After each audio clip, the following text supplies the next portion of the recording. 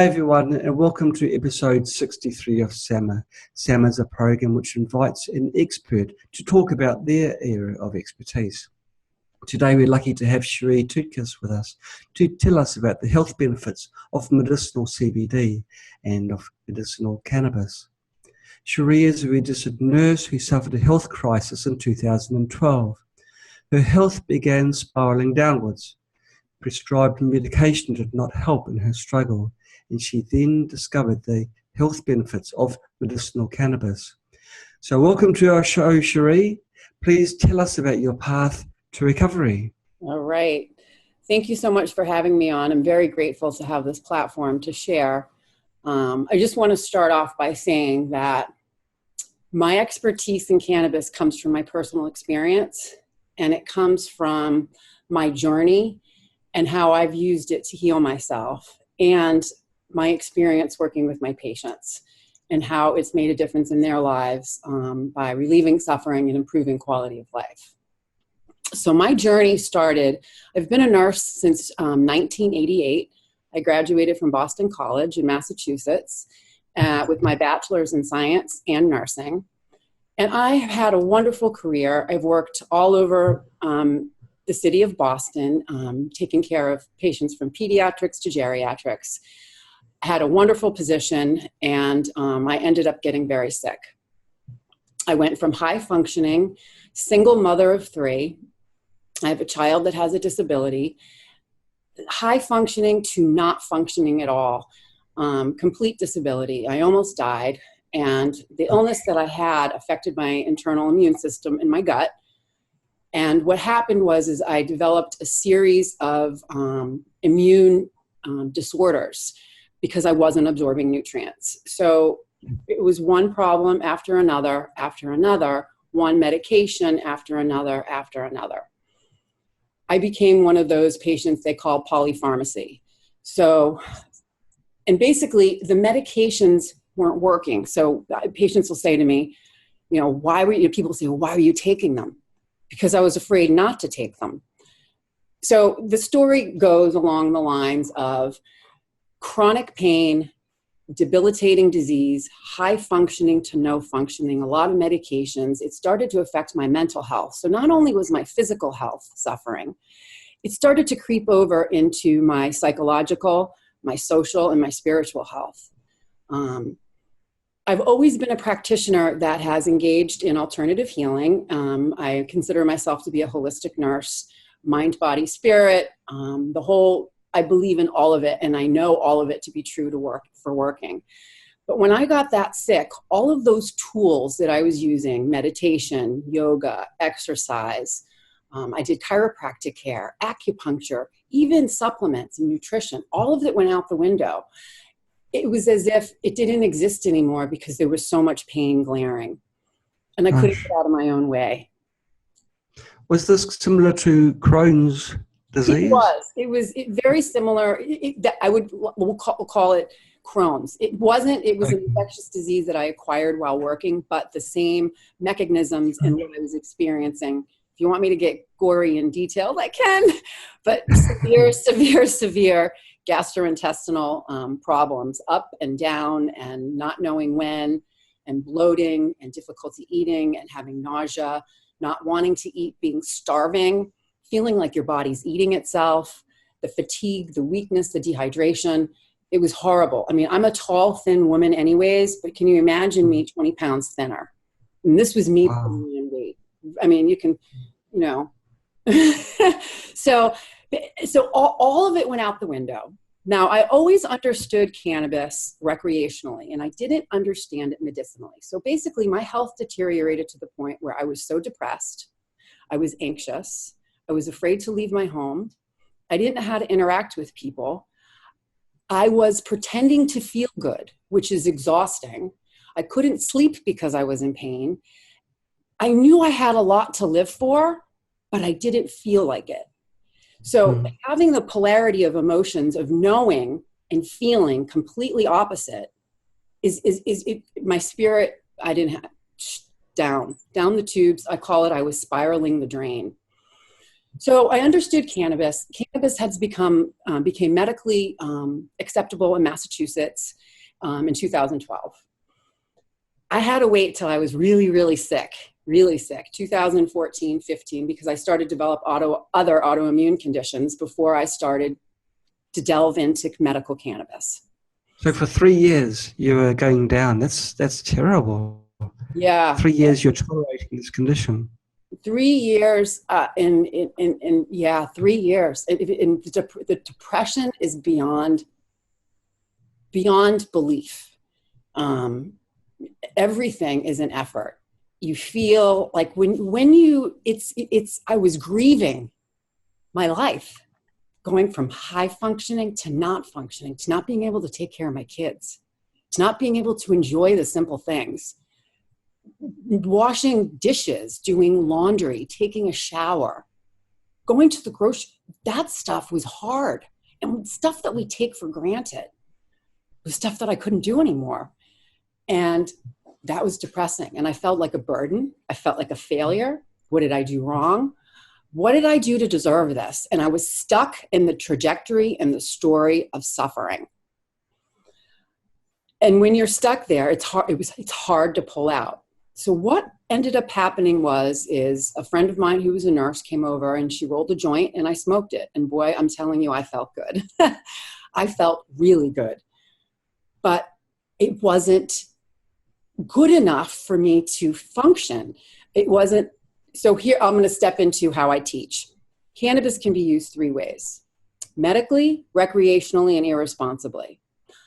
I grasped how to use it recreationally because when I did smoke, I felt really good, but not in the good that I wanted to feel where I could engage and perform and live life. It was like, I felt really good to sit around and to relax, and it relieved pain, but not the way I'm functioning now.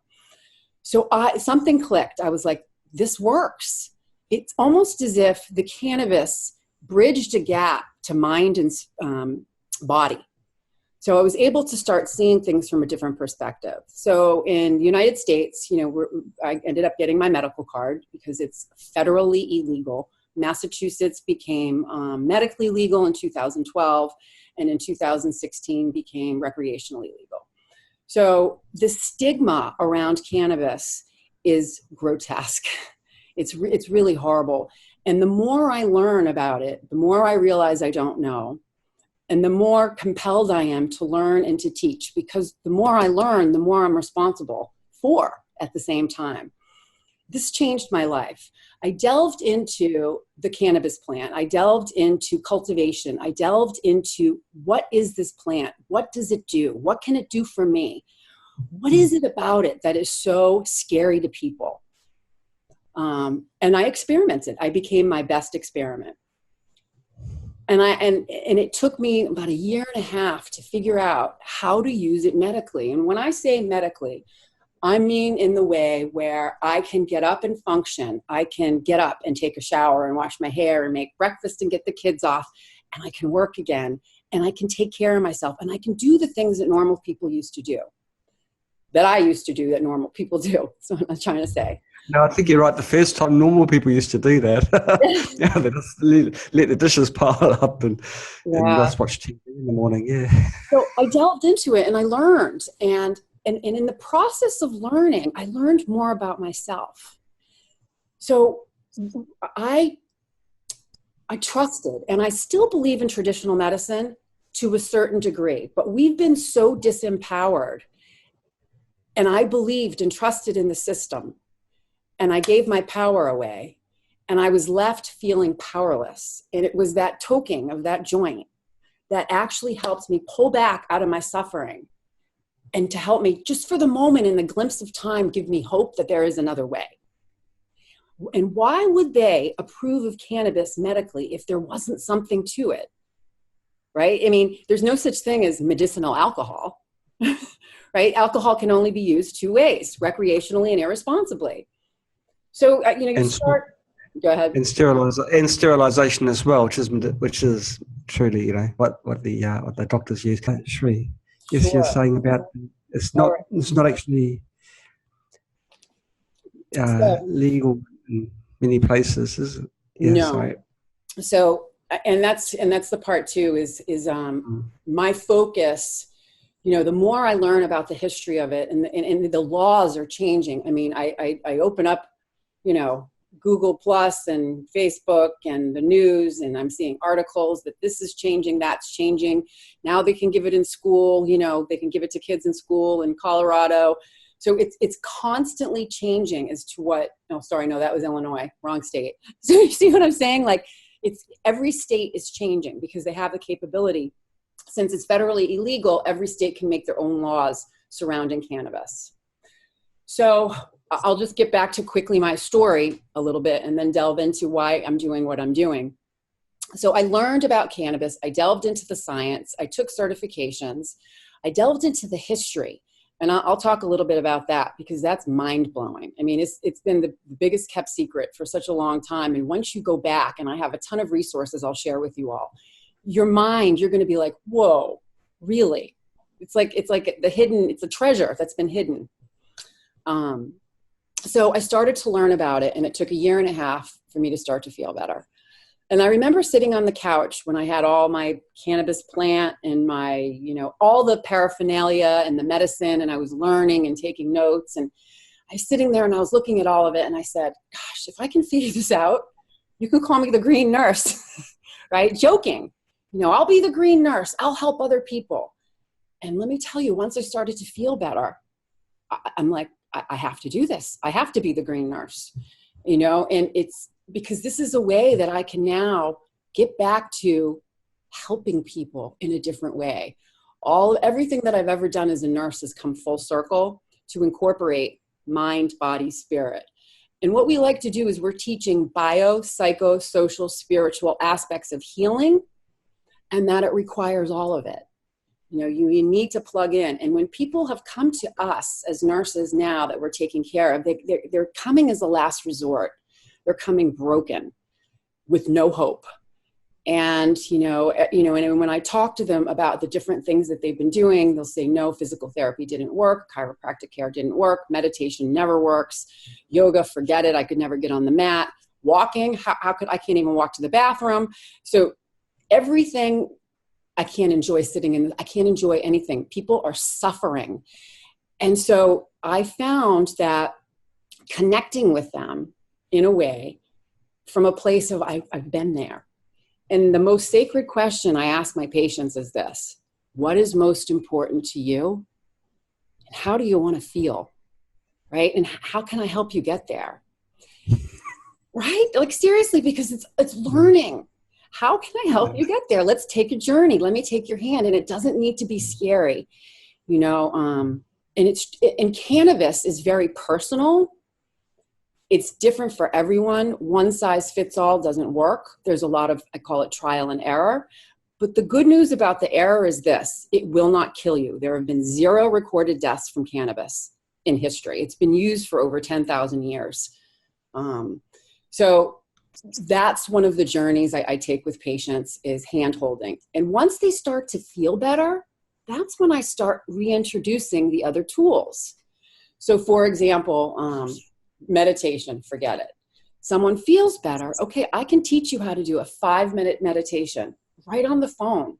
That's it. And then you can even shorten it.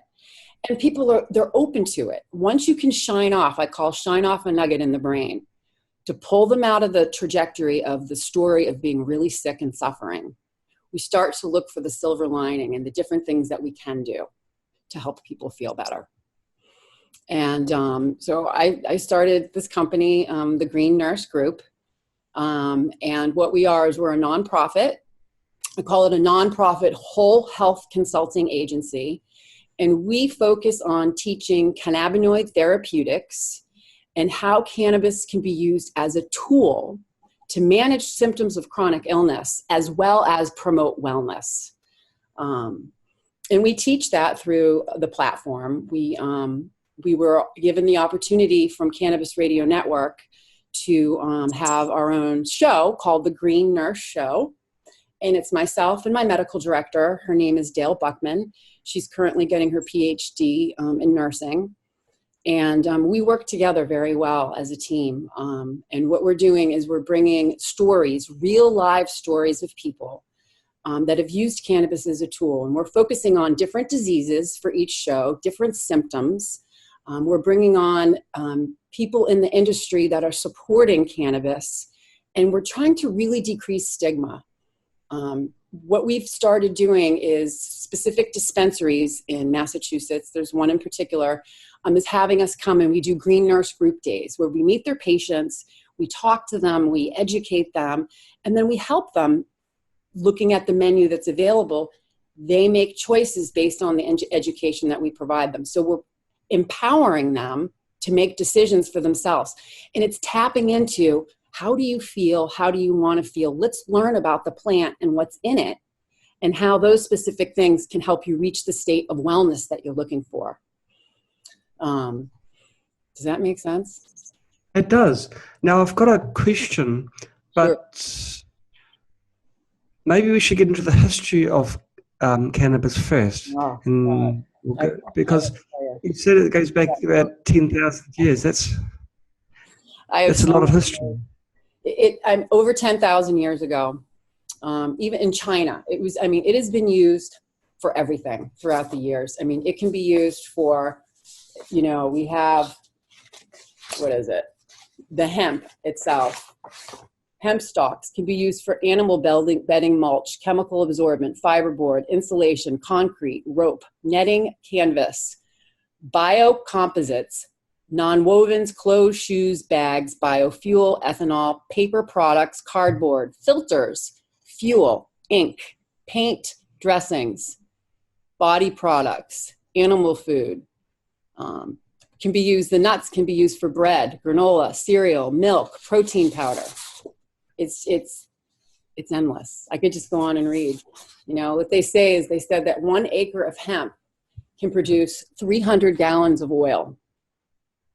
It's a lot, right? So it's been used for a very long time. I mean, some of the statistics we have, or the numbers that I have here, hemp seeds in 6000 BC, used for food in China, used to be made in textiles. The first recorded use of cannabis as medicine was by a Chinese emperor.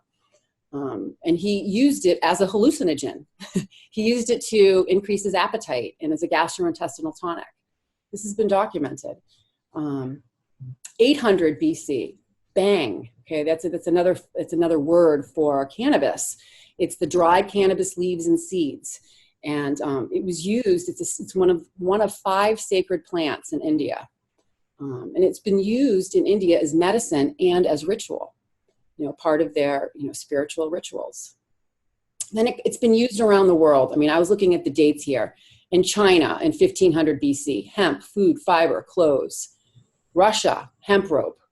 Greece, hemp rope, prescribed as medicine. In Israel in 300 BC, it was used for childbirth. Okay, so we're going on and on. China and for paper. England, 100 BC, hemp rope in England. The French used to bury people in hemp cloth, right? The Vikings used to take hemp root and seeds to Iceland. So this started to travel around the world. And so that's when we look at how cannabis is cultivated and the different strains and the different, effects that it have. It's been transferred to different areas around the world, and how it is grown and cultivated a lot of times determines its effect. Here, I'm going to go on. There's some more stuff that's really cool. So I'm going to talk about the United States really quick. This is a big one. Okay, sure. In 1619, America had its first marijuana law. They were ordered, all farmers that had farms must grow hemp. Okay, so this is really important. So basically what ended up happening was that they were able to use hemp for all of the things that we just talked about, and it was considered to be legal tender from 1631 into the 1800s. Farmers could grow hemp and use it as money. Why? They did it because so people would grow it, right? You could pay your taxes with it. And it basically, what did they say too? In 1840 in the United States, medicinal cannabis preparations were available. Doctors were prescribing it. The Irish physician did research in a medical journal. This was in the 1800s. There was drug companies in the United States. Some of them people know of. And I actually have a nurse colleague of mine who's a little bit older. Her father would have been like over 100, like I think 110 right now. And he was a pharmacist and he carried it. And Eli Lilly, Park Davis, Tilden's brothers, the Smith brothers, Squibb, and it's American and European companies and apothecaries carried these cannabis tinctures. So they've been used for a long time. In 1850 in the United States, it was added to the USA Pharmacopoeia. And in the 1800s, they counted over 8,500 plantations that were growing hemp. And this is just in the United States. So what happens? Okay, so between 1815 and 1915, cannabis was used throughout the United States. It was used as medicine, fiber, fuel, food. Okay, you could purchase it in pharmacies and stores. So what ends up happening is in 1906, the United States actually passed a law which regulated the labeling of alcohol, opiates, cocaine, cannabis, among others. So this started, what ended up happening is as the American Revolution and we started progressing, food processing, agriculture, companies, the Industrial Revolution, it was used widely. But what ended up happening was we have textile industries such as paper mills. You know, the history behind it is that they created, there's a guy that created, his name is Leicester Dewey. He created paper made from hemp pulp. And they concluded in this study that hemp overall would be more sustainable and we would be able to provide more using that. So basically, this was threatening to other companies that were creating plastic, that were creating other types of oil, that were creating, lumber and timber. It was a competition. So they ended up doing a propaganda campaign in the 1936 called Reefer Madness. And it was basically, they changed the verbiage from cannabis to marijuana. And they basically linked that to the Mexican Revolution. So starting to stigmatize and bring in, just stigmatize and really prejudice. The campaign basically led to the Tax Act in 1937, which criminalized cannabis.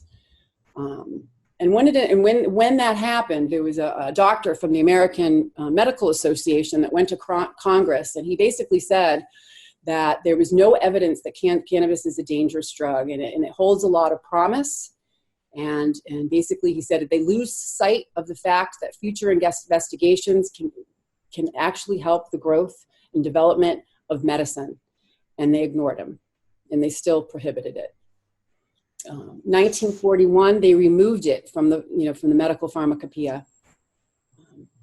But then again, as we go on, the government has a patent on it. In 2003, the government has a patent on cannabis as a neuroprotectant and an antioxidant. So here we have, now you can see the polarity of what's going on behind the scenes and what's actually happening.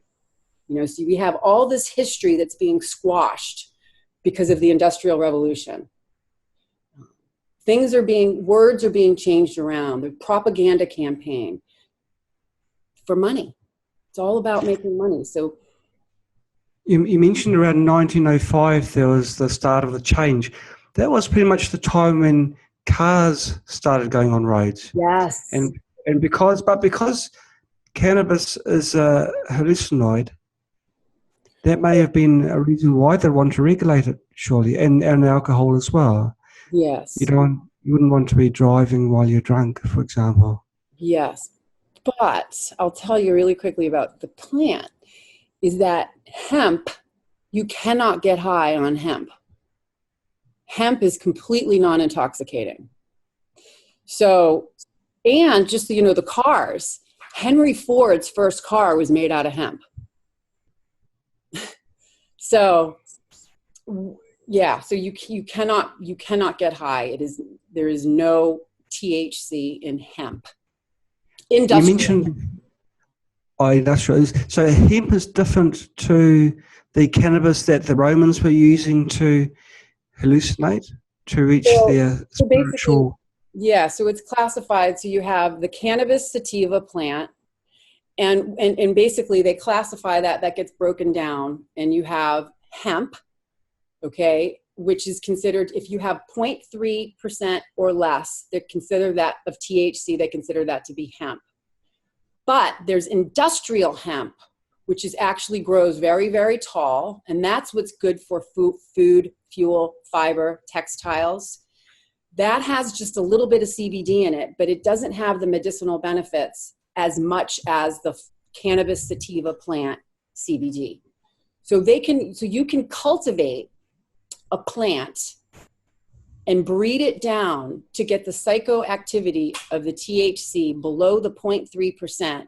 So you can still have the full cannabinoid profile with the highest medicinal benefit without the intoxicating effects that THC brings. Okay. So is that a new breed? Is that the right word to use? A new strain of cannabis? Yeah. Or has it, because historically it did have the effects of intoxication. Yes, historically it does. But I'll tell you, one of the things I teach when I'm working with people is if you take the plant and you grow it and you pick it out of the ground, there is not one thing in that plant that is intoxicating unless you heat it. There's only one, okay, so the cannabis plant has over 400 constituents, 100 which have been identified. You know, it has the antioxidants, the bioflavonoids, it has the cannabinoids, it has the terpenes. So out of all of those, let's just say 400, there's only one of them that is intoxicating, and it is only intoxicating if you heat it. So with that being said, there is a great huge potential for medicinal benefits with cannabis, even if you don't have to, without the intoxicating effects, because the majority of the patients that I see will come to me and they'll say, I don't want to get high. I don't want to get high. And my first question to them is, I always have to educate, is I'll say, have you ever been high and do you know what that means? And then I educate them on the plant, and I tell them that there are ways to use cannabis without getting high, and it just requires me to educate you.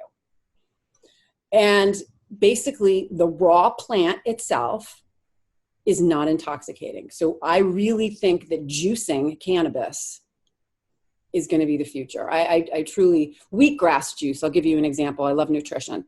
2 ounces of wheatgrass juice is equivalent to 4 pounds of green vegetables. That's amazing, right? So, and there have been incredible stories. I had a client, or actually not a patient, a colleague of mine who is a patient, not of mine. We did a show last night on chronic Lyme disease. And chronic Lyme disease is the great mimicker. It mimics all other diseases, and it really wreaks havoc with your body because of the type of bacteria that gets, embedded all over your body. And juicing, she would juice 5 fan leaves, the leaves of the cannabis, not even the flower. And that provided her medicine. And she was able to bring herself into remission where she could function. So there's a lot of different ways where patients and people can use cannabis. And it all comes down to that question that I ask them is, what's important to you and how do you want to feel? So if we don't have access to the raw plant, there's other things that we can use. And one of the things is the CBD. And the CBD is one of the non-intoxicating, one of all of the other ones that are non-intoxicating that has an amazing therapeutic benefit. And it's worked with everything that all the patients that I've ever worked with. But sometimes, it's not just that, but it's other things. What does it do? It's an anti-inflammatory, it's an antiviral, it's an antimicrobial. It is an anti-anxiety depression agent. It's a mood elevator. It reduces inflammation. It's a neuroprotectant. what else does it do? It modulates, and it actually helps control, I like to say in other terms, how other cannabinoids in the plant work. So, for example, and I'll just kind of get into the physiology really quickly of our body. So we have a system in our body called the endocannabinoid system. Imagine an umbrella, and at the top of the umbrella, that little spoke up there, I want you to label endocannabinoid system. And the other umbrella, on the other spokes of the umbrella, are other systems. For example, our cardiovascular system, our respiratory system, our gastrointestinal system, our central nervous system, our immune system, our reproductive system. And so this system controls all of the other systems. How does it do that? It tries to bring it back to balance. So the endocannabinoid system is the largest neurotransmitter signaling system in our bodies. It provides messages. So if you think about, we have all of these cells with little locks. The cannabis, the cannabinoids are the keys, and they go in and unlock and provide messages. So cannabis is actually a tool to go in and to stimulate our body and the different receptors in our different systems to start doing things. So I'll call it like the pinball. So the cannabis plant goes in and you have all of these cannabinoids going around, and I like to call it the intelligence of the plant for our complex bodies. The plant knows what to do. It goes where it needs to go, does what it needs to do to bring homeostasis and balance back to our bodies. They still don't know a lot about it. There's still a lot of research that hasn't been done. But what I know is that once you start to use it, so part of it is not only learning about the plant, but learning how your body responds to it. It's complicated, but when you're doing it with someone and you're learning about it when you go along, it's a journey. And everyone has been helped that I've ever worked with. The CBDs in particular, because the CBDs are non-intoxicating. And were you going to say something? Yes, I was just going to ask you just to take a step back, because you're very familiar with marijuana and CBD, and myself and others may not be. And so what is CBD? Is CBD a plant? Is it the oil that's extracted from the plant? So CBD, yes, it's a cannabinoid. So what we have, I'm going to show you a little diagram. Let me just put it up really quickly here. I don't know if you can see that. So what we have here, these are the different cannabinoids. So a cannabinoid, I'm going to just call it a plant vitamin. Okay, so the plant has a lot of cannabinoids in them. CBD is one of them. So the CBD is like the second most abundant. We have THC and CBD, and they generally work very well together. THC is intoxicating and can be psychoactive, while CBD is non-intoxicating. They work really well together, though. Having a balance or a ratio of CBD THC ratio, depending upon the types of symptoms that you want to work with. It also, how we determine who and how much CBD people take is dependent upon everything else they're doing in their life. So when I'm working with a patient, it's just not about their diagnoses. It's just not about their symptoms, but it's about, what is your stress like in your life? What is going on in your life? Are you working? How are you sleeping? What are you eating? How much water are you drinking? Are you connected to, how is it that you want to live your life? And let's work on that together. And it's really personal. But CBD's full spectrum CBD has had amazing medicinal benefit, and it is part of the cannabis plant. CBD can be isolated from the hemp plant. Industrial hemp, you can extract CBD. The problem with that, if you're going to use industrial hemp as your CBD source, is you want to make sure that it's tested. Because industrial hemp tends to be a great bioaccumulator, which means it can pull up toxins from the ground and heavy metals, which is great because it cleans the soil. But you have those toxins and heavy metals in your plant. So that's industrial hemp CBD, and it's an isolate. So the other thing too is CBD can be isolated into one form. The other is when they grow the cannabis sativa plant, to have a low THC content, right? 0.3% or less. And that's considered to be a CBD dominant strain plant. And they do the extraction of the oil to make it into medicine. Okay. And so the medicine itself has got no hallucinative. No. Can you feel euphoric from CBD? I wouldn't call it an intoxicating euphoria, but you feel good. Here, I'm going to give you an example. I had a couple of patients, actually one in particular. She called me up and she said, Sherri, I don't know what I'm feeling. I feel funny. And I'll say to her, funny good, funny bad, or funny, I've never felt that before. Funny, I've never felt that before. So one of the things I had to work with her on was she's so used to not feeling good that she was uncomfortable feeling good. So she had to work through feeling good. People are so used to suffering that once they start to have relief, they panic. So once we were able to talk through that, she was like, this is unbelievable. I cannot believe that I'm having relief that fast. There was another patient who she actually took a very high THC product. Okay, and this is the interesting piece. So you would think that she would be intoxicated. So she had a nice high THC product for her pain. She also had some complementary CBD.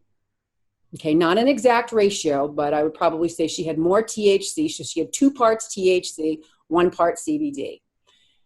And when she consumed it, she described the pain leaving her body over a course of 15 minutes in detail. And then afterwards, she started crying. She was sobbing. She goes, I cannot believe I've waited so long for this.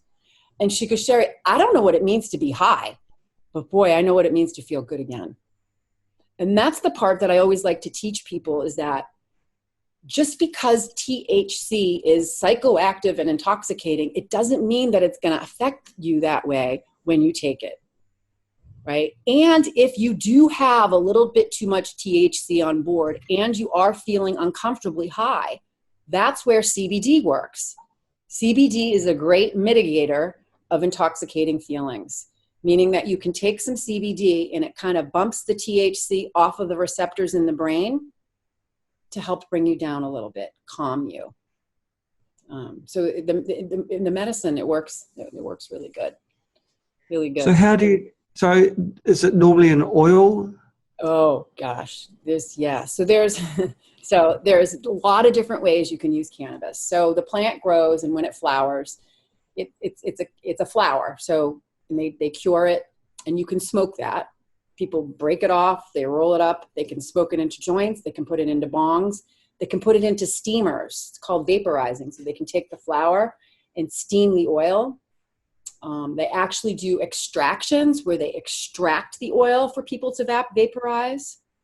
They also do extractions to make the oil for people to do tinctures.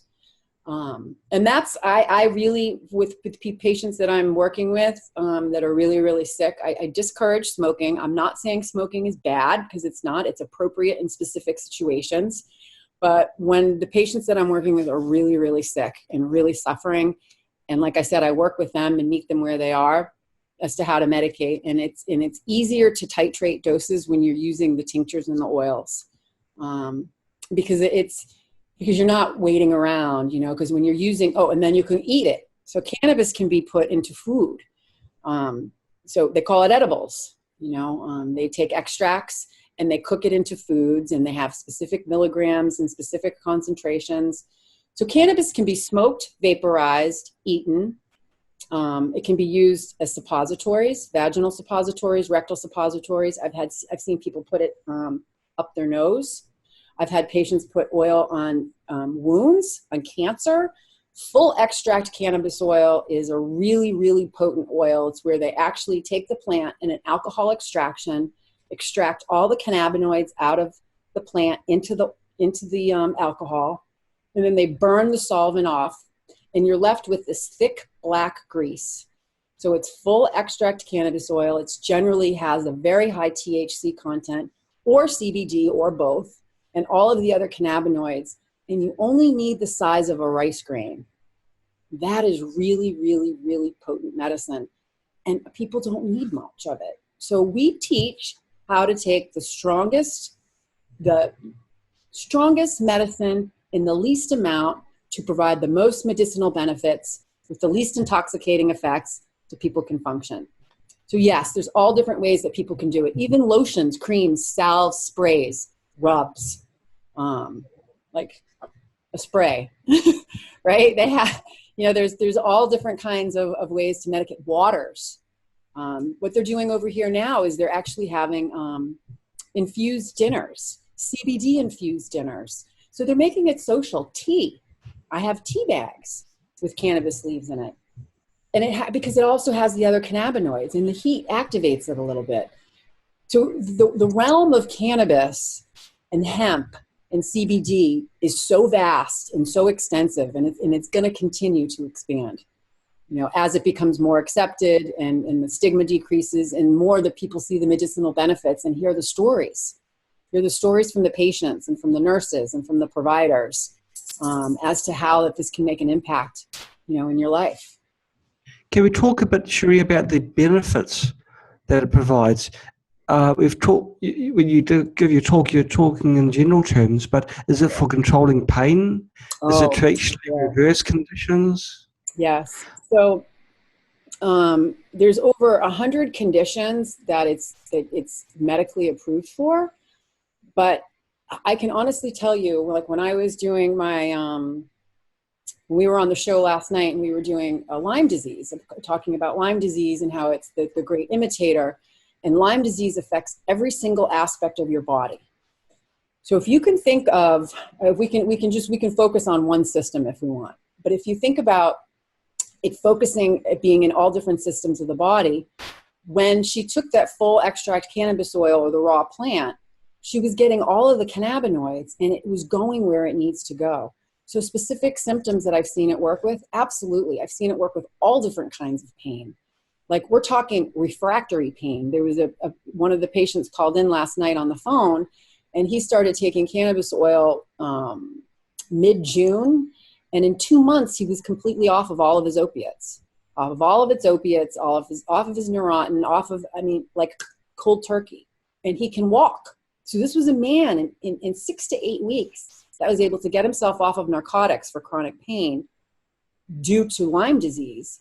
And then at the same time, it started to do other things that he wasn't expecting, like helping his rash. He would get rashes and he was itchy. And it's because of how it works in our body. So if you think we have the endocannabinoid system that regulates every other system in our body, it helps regulate eating, sleeping, eat, sleep, forget, rest, protect, right? So, it helps regulate appetite. It helps regulate sleep-wake cycles. It helps modulate pain and how we experience pain. A lot of different ways, depending upon the way that you take it. If you're using it as a salve, it soaks into your skin receptors and it acts as like a local anesthetic. As to eating it. So, the different methods of administration also determine how it's going to affect you.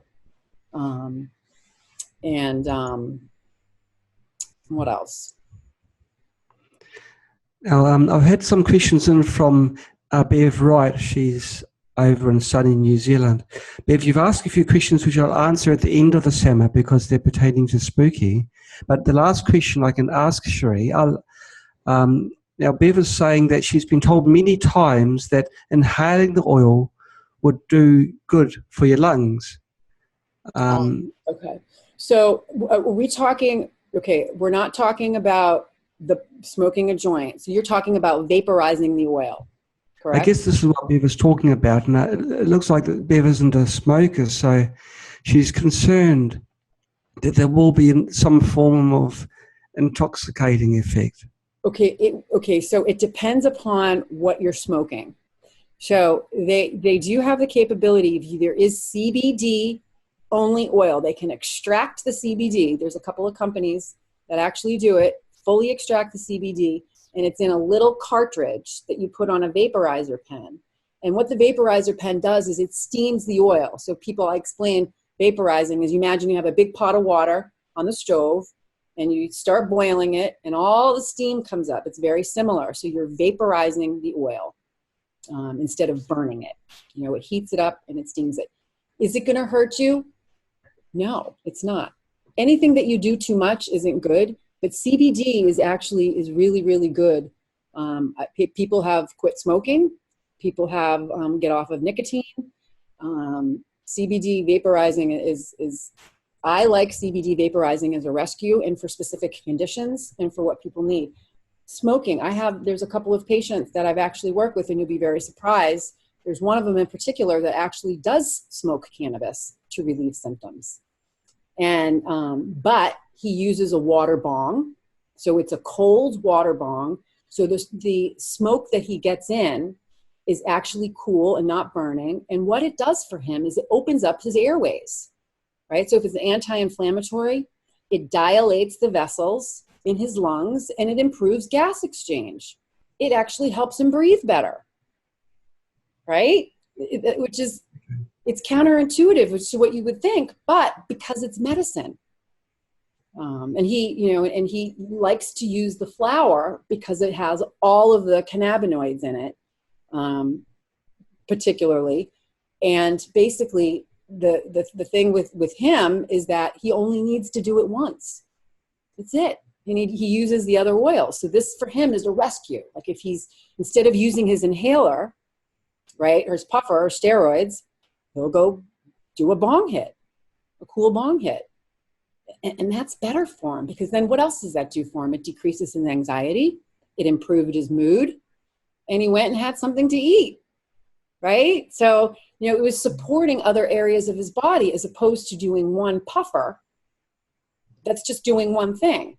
That's the part that's interesting about cannabis, is that because of all the different cannabinoids in it, it goes and works on multiple things at the same time that you don't even know about. And when I'm working, the biggest thing that I work with patients on is their pain, because it's the chronic pain, the insomnia, the anxiety, and the depression. It's all cyclical. So once we can get people sleeping, they get the restorative sleep and they wake up. Okay, so then we get pain relief, sleeping, that automatically anxiety decreases. They're feeling better. They can start doing more. Depression goes away. People start to interact more. They start to live more. They start to get out more. It's basically we handhold and work with one thing, and then all of the other things seem to just fall into place on its own. It's almost as if we work on one symptom or one thing to help manage all of the others. It's the entourage effect. The sum of the whole, this is what the plant does, is better than its individual parts. So that's why we love whole plant medicine as opposed to individual pulling it apart. A question from Robin Werner. It was a question that she sent in via Facebook. She's asking, is the high percentage CBD better for cancer and health?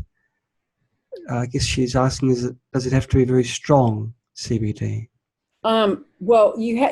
So it depends upon what's going on in your body as to how much what you need. But the most important thing when you're looking at any type of product is you want to look at potency, for sure. You want to look at the labeling, where it's grown, how it's grown. Does it have pesticides? Does it have chemicals? All of that other stuff. But when it comes to the potency, what I truly feel in my experience with myself and with the patients I've worked with, and everyone's different, is that the oils, the full extract oils, the black, dark, greasy oils are the best.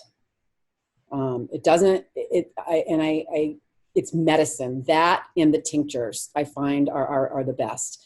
And you're getting it in sublingually. It's getting in, it's getting into your bloodstream. You're getting into your digestive tract. And there's always a way to make it work. I haven't seen it not work for anyone. It works if you work it. You have to learn about it. You have to learn about your body.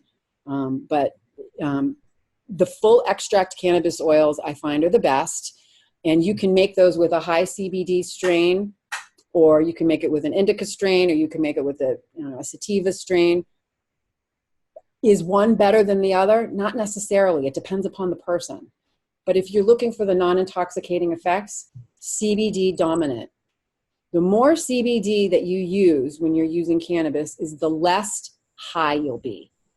And some patients really need high doses of THC. So when I'm working with cancer patients, they need a lot of THC because it's the THC is what is considered to cause the apoptosis, which induces cell death.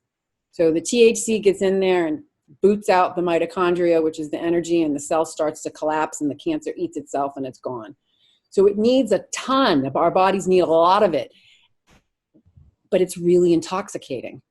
So the CBD helps mitigate that, decrease the intoxicating effects so you can get the high dose. But does everyone need a high dose? No. I'm going to tell you a story. Here's an amazing story. I got called by a hospice nurse and social worker. There was a patient that was on hospice, and she got her medical card. She went to the dispensary. She bought a bunch of stuff. She started taking it, and all she did was sleep for 5 days. So they said, Sherri, can you come in and just show her how to do it? So I went in, and we figured it out, and we did a care plan together. She's 75 years old, stage 4 pancreatic cancer that was unresectable. She failed chemo, failed radiation.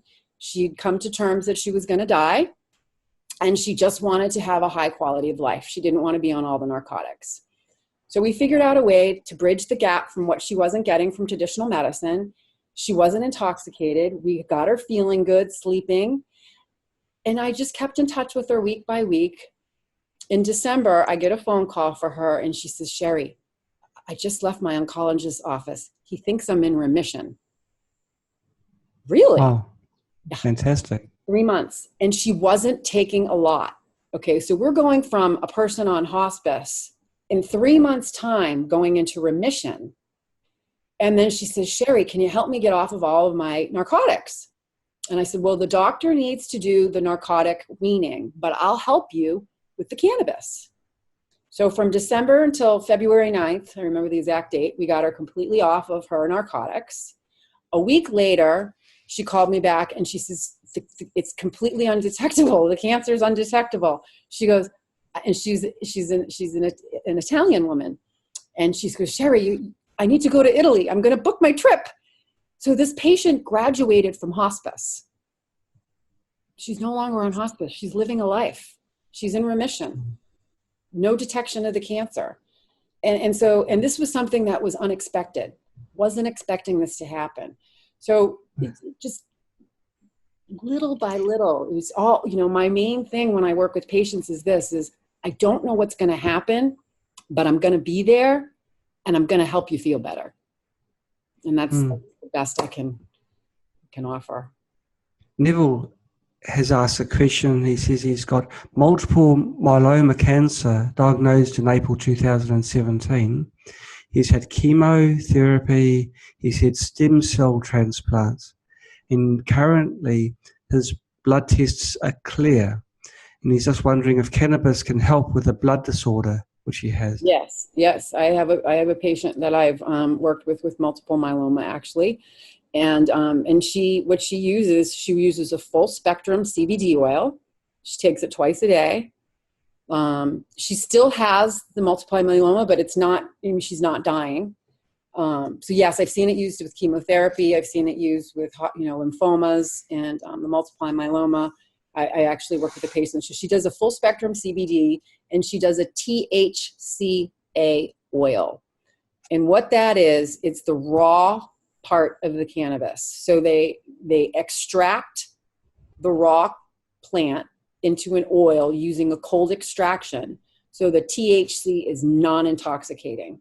And those are the two things that she uses daily. And she's not cured, but her symptoms are being managed and she's living a high quality life. If you take THC and you don't heat it, do you get intoxicated? So THC, it has to be decarboxylated. So it needs to be activated. So what if you don't heat it? Well, THCA can convert into THC with age, heat, and time. So it starts to convert. So it's interesting. So this is like, I have this little chart. I love this. It's the life cycle of the cannabinoids. So the raw THCA, as it gets heated, it converts, it drops the acid molecule, it's into THC, and that's intoxicating. Okay. And then as it ages more, it converts into CBN, which is really, really sedating. So it depends upon, so I tell people, if you take the raw cannabis plant and you juice it right away, as it ages, it converts.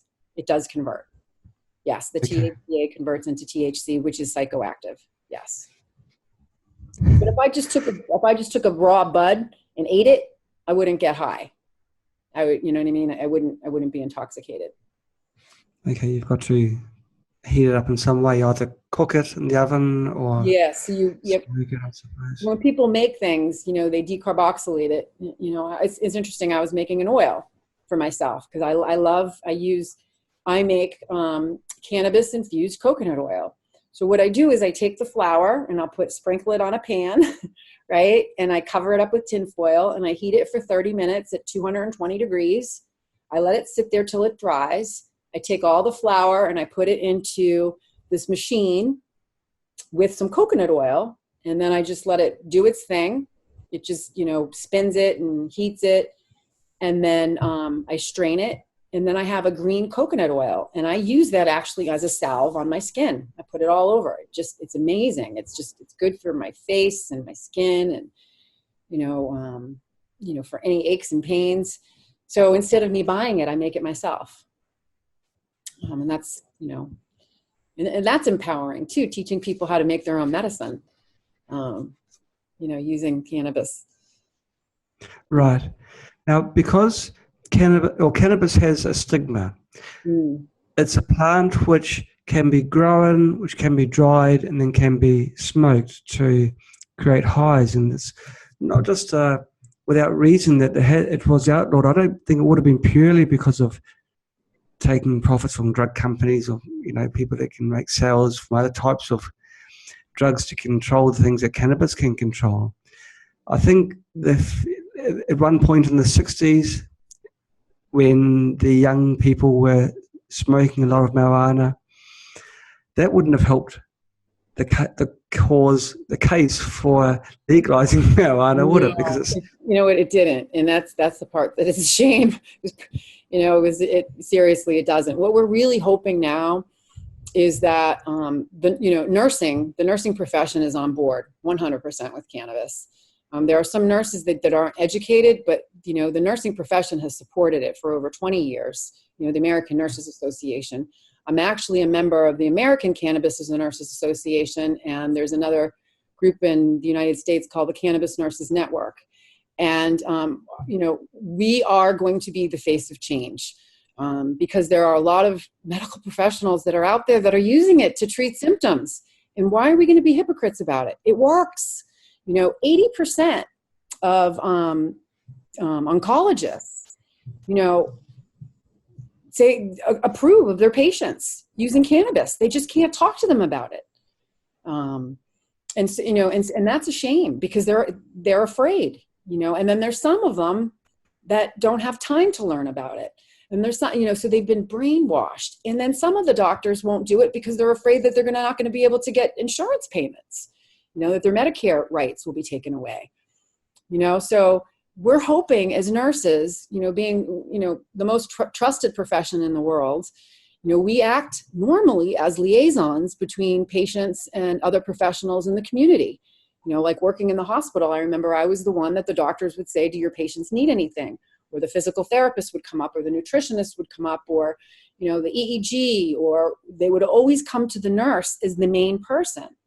Well, I see nursing, again, being a face of change for this because it's another way to manage symptoms of chronic illness. And it can be a tool for wellness and trying to destigmatize that because it is so much safer than even a Tylenol, safer than Advil.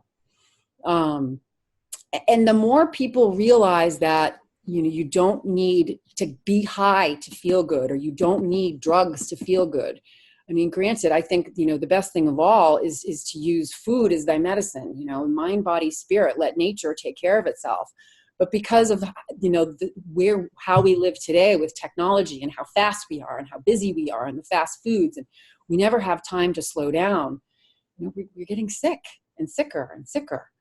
And it's almost, and cannabis can be a really good tool if used in the right way, to help manage diseases and be used as a preventative tool, a wellness tool.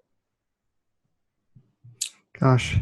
Well, we're slowly seeing a change, aren't we? We're getting states in America that are legalizing the medicinal use of cannabis and even some doing the recreational use. It's interesting. I was looking up the numbers, and as of now, 9 states in the United States have approved medical and recreational, Massachusetts being one of them, that's where I reside, and 30 states are now approved medically.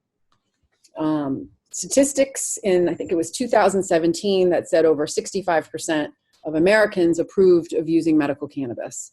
And I think that's more now. The more stories that are being told, the more people that are coming out of the closet, and the more that people realize that we deserve to feel good.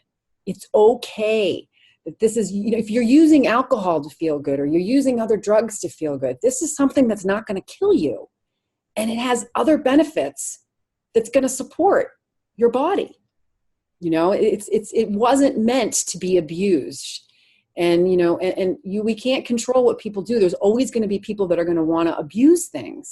But truly, when you look at what the plant has to offer, it's much more than anything that exists out there. You know, that what it has to offer. It save the planet, you know, save lives, relieve suffering. Right?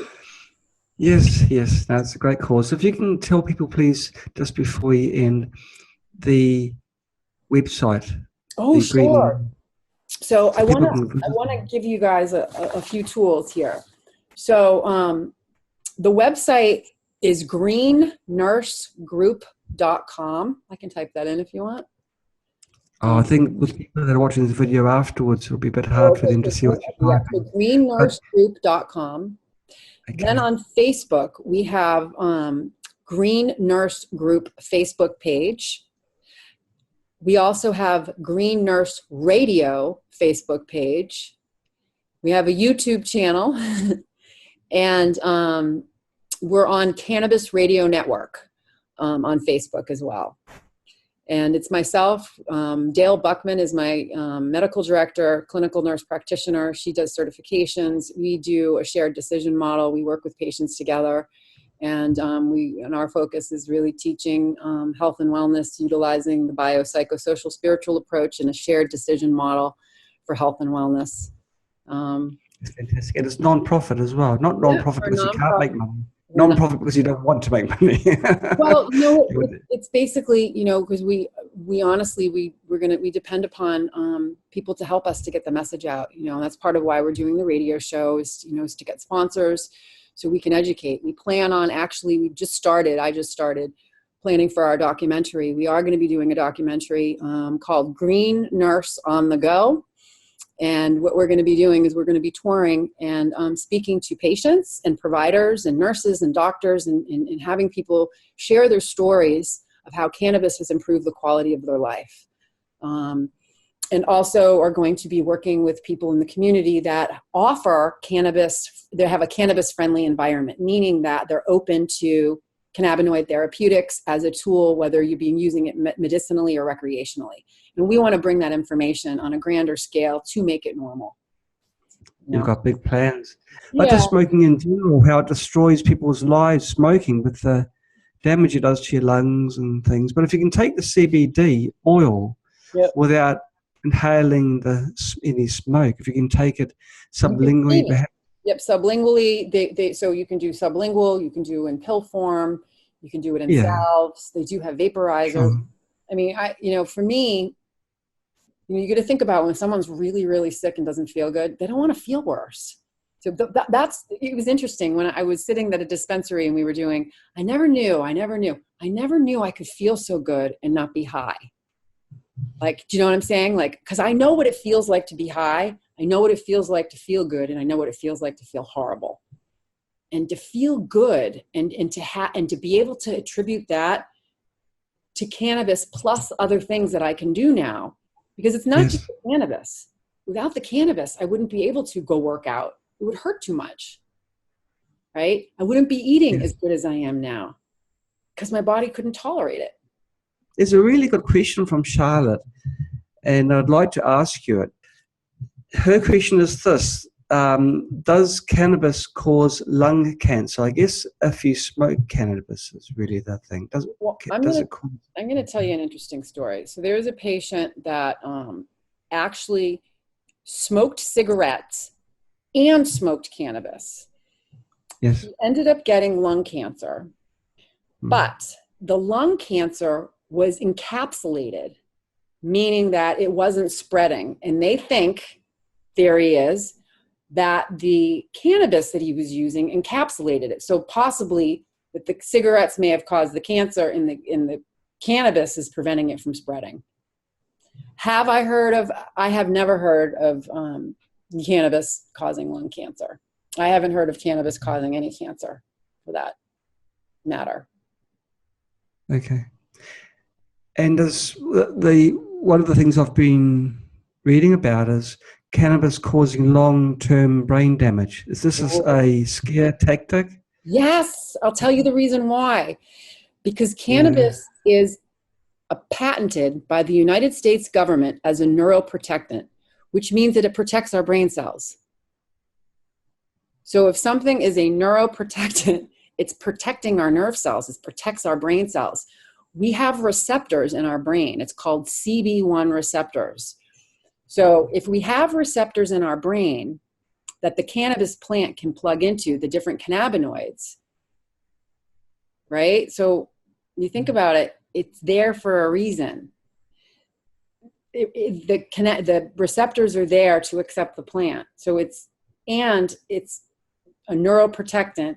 It's been used in Alzheimer's. It's being used in seizures. It's being used in ADHD. It's being used on the children that are on the autism spectrum disorder. It's used for ADHD. So it opens up creativity. People have gotten off of ADHD medications, benzodiazepines for anxiety agents. Children that are placed on all of these drugs, once they start the full spectrum CBD oil, they're coming off of them and they're functioning better. So no, it does not kill brain cells. But it is scary how it must be able to cross the blood-brain barrier. Yeah. Well, I'm gonna tell you one thing about the whole thing with the brain cell thing, because can cannabis impair memory? And the answer is yes. But to the patient that has post-traumatic stress disorder, that's a component that they want. They want their memory. They don't want to remember. They want to be present and in the moment. So for the post-traumatic stress patient, having the ability to forget and be present in the moment is therapeutic for them. So there's always, when we're looking at medicinal benefits of cannabis, you need to look at the different cannabinoids, the different terpenes, and the different constituents that make up that particular strain and how you're medicating.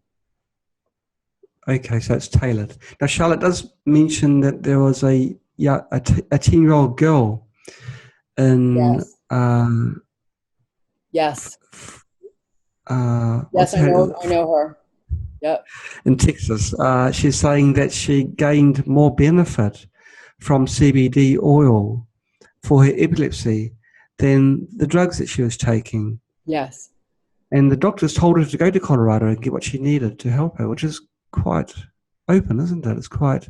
Yes, because I'm going to tell you, I had not this past week's show, but last week's show, I had on a mother with her son. Same thing. He has epilepsy, on a lot of seizures, and there's videos of him showing him what he was like on the drugs, having the seizures, a zombie, completely like a human shell, just existing. Yes. and she put him on cannabis oil. And to see the difference, to see a child laugh for the first time ever is amazing. Exciting times indeed ahead. Thank you so much, Sherri, for coming on to our show. Well, thank you for having me. Okay, bye-bye. Bye.